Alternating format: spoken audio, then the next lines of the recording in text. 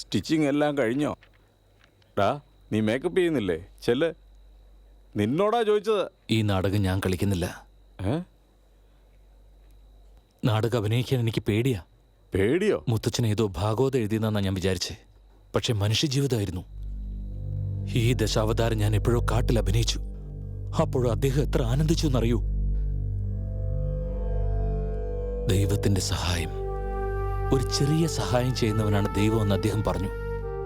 ഒരു പന്നിയാണ് സഹായിക്കുന്നതെങ്കിൽ അത് വരാഹമൂർത്തിയാണ്, മഹാവിഷ്ണുവിന്റെ അവതാരമാണെന്ന്. അദ്ദേഹം എഴുതിയത് ദൈവത്തെക്കുറിച്ചല്ല, സഹായങ്ങളെക്കുറിച്ചാ. ഒരാൾ സഹായം ചോദിച്ചാൽ വേണ്ട, നമുക്കെന്തിനാന്ന് ഉൾമനസ്സിന്റെ താക്കീത്. അറിയില്ല, ഈ നാടകം അഭിനയിക്കാനുള്ള അർഹത എനിക്കില്ല. ശരിക്കും നിനക്ക് മാത്രമേ അതിനുള്ള അർഹതയുള്ളൂ. എല്ലാവരും നാടകം വേണ്ട എന്ന് പറഞ്ഞ് പോകാനൊരുക്കിയപ്പോ നീയാണ് എല്ലാവരെയും പിടിച്ചു നിർത്തിയത്. നമ്മളിൽ ഒരാൾക്ക് എന്തെങ്കിലും അന്യായം സംഭവിച്ചാൽ ഭയപ്പെടാതെ നീ വേണം മുന്നിൽ നിൽക്കാൻ. ഒരു രാക്ഷസം മൂലം ഉണ്ടായ ഇരുട്ടിന് നിന്റെ കൈകൊണ്ട് വേണം ഉദയം ഉണ്ടാക്കാൻ. ഇതാണ് ജഗത് തത്വം.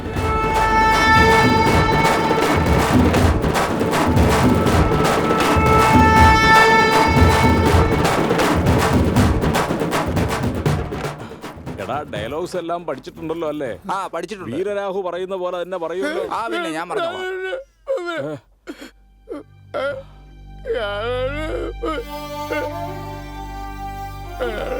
വേണ്ട, വാ, അത് നിനക്ക് കഴിയില്ല. വാ.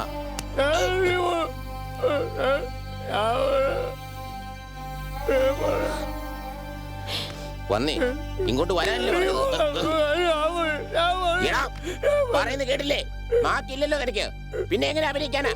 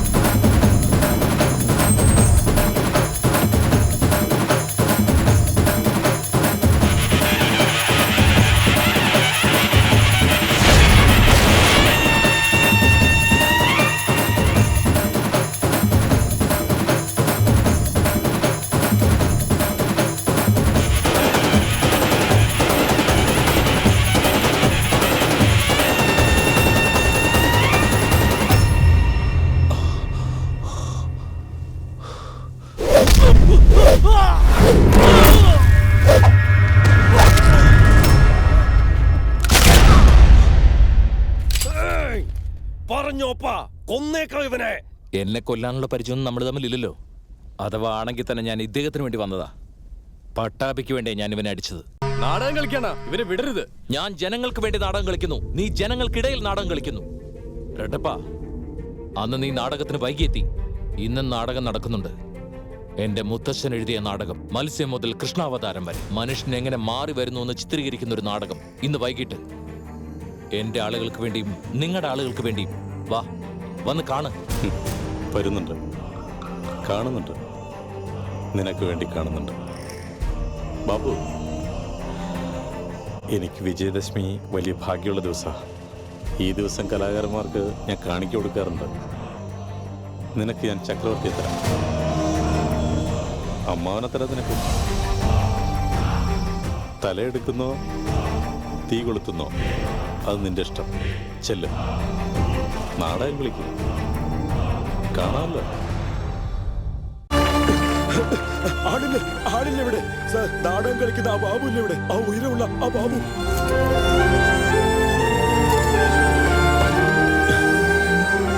ഇത് മാഡത്തിന്റെ ലഗേജാണ് ബോസ്. അപ്പൊ ദേവിക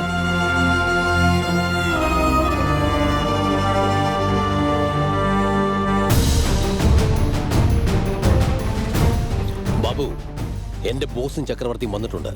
റെഡ്ഡപ്പയുടെ തൊട്ടടുത്തായിരിക്കുന്നത്. നിനക്ക് എന്ത് ചെയ്യണമോ അതിനുള്ള അവസരമാണിത്.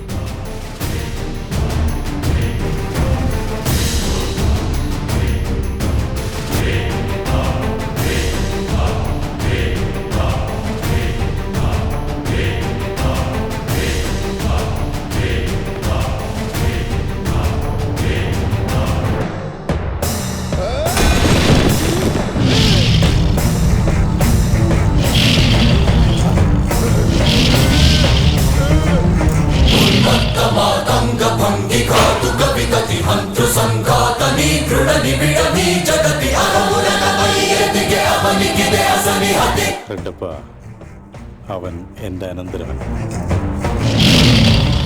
ഞാനാടുന്ന ഈ നാടകത്തിൽ നിന്റെ അനന്തരവൻ. ಆತತಾಯುಲ ನಿಹತಿ ಅನಿವಾರ್ಯ ಮೌನಿಯತಿ ಚಿತಹಸ್ತಿ ಹತಮಸ್ತಕಾರಿಣ ಕಸಮಕಾಸಿಯೋ ಭ್ರೂರಾಸಿ ಗ್ರೋಸಿ ಹುತದಾಯ ದಂಷ್ಟುಲ ಗ್ರೋಸಿ ಮಸಿಜೇಯ ಮಹಿತಯಜ್ಞ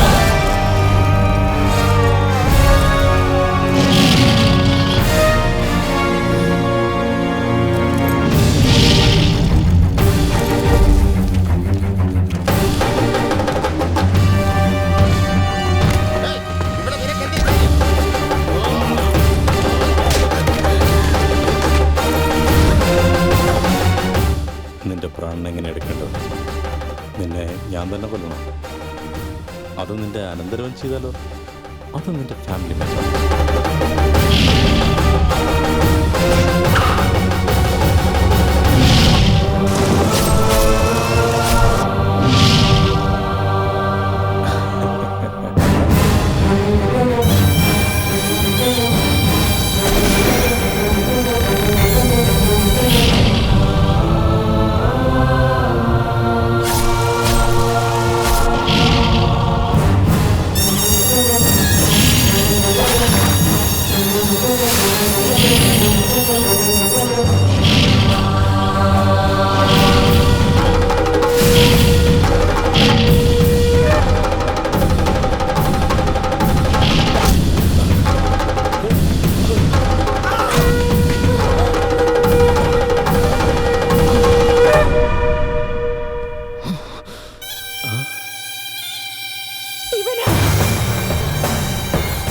ഇവനാണ് ചക്രവർത്തി.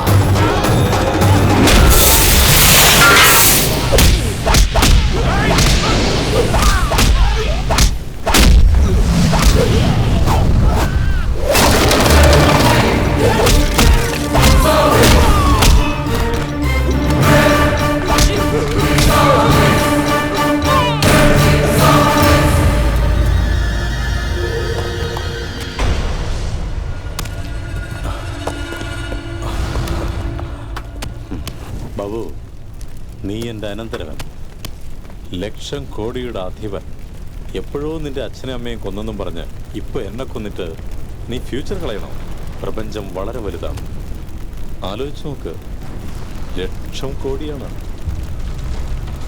ദേവിക, നീ അന്ന് എന്നോട് പറഞ്ഞില്ലേ അനുഭവിച്ചാലേ അറിയൂന്ന്? ഇവന്റെ അന്യായത്തിന്റെ ആദ്യ ഇര ഞാനാണ്. ഞാൻ തന്നെ ഇവന്റെ അന്ത്യം.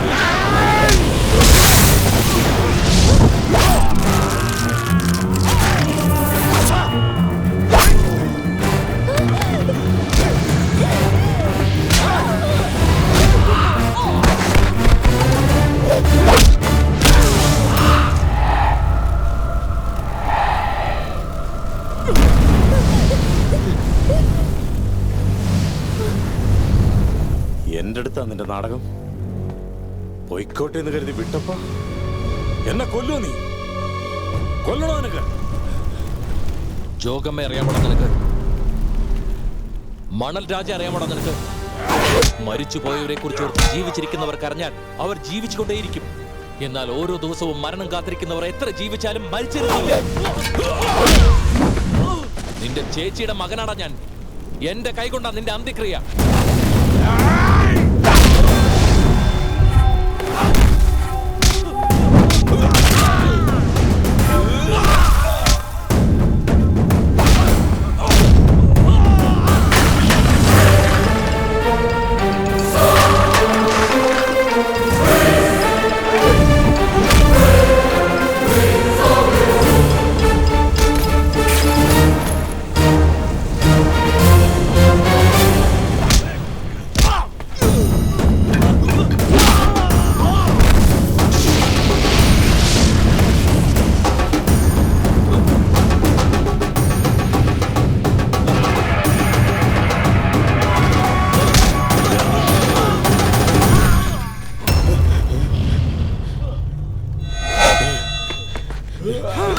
കൊല്ലരുത്, എന്റെ മുതൽ മുഴുവൻ നിനക്ക. നീ എടുത്തോ. എന്നെ വിട്ടേരെ. കൊല്ലല്ലേ ബാബു, പ്ലീസ്. എന്നെ വിട്ടേരെ, എന്നെ വിട്ടേരെ, എന്നെ വിട്ടേരെ. ಆರಿಮಗ ಮಹಿಮಗ ಗರಿಮಗ ಲಘಿಮಗ ಪ್ರಾಪ್ತಿಗ ಪ್ರಾಕಾಮ್ಯವರ್ತಿಗ ಈಶತ್ವಮುಗ ವಶಿತ್ವಮುಗ ಈಶತ್ವಮುಗ ವಶಿತ್ವಮುಗ ಸ್ವಸ್ವರೂಪಮೇ ವಿಶ್ವರೂಪಮುಗ वन्दे कृष्णं जगद्गुरुं वन्दे कृष्णं जगद्गुरुं कृष्णं वन्दे जगद्गुरुं कृष्णं वन्दे जगद्गुरुं वन्दे कृष्णं जगद्गुरुं वन्दे कृष्णं जगद्गुरुं कृष्णं वन्दे जगद्गुरुं कृष्णं वन्दे जगद्गुरुं वन्दे कृष्णं जगद्गुरुं वन्दे कृष्णं जगद्गुरुं कृष्णं वन्दे जगद्गुरुं कृष्णं वन्दे जगद्गुरुं कृष्णं वन्दे जगद्गुरुं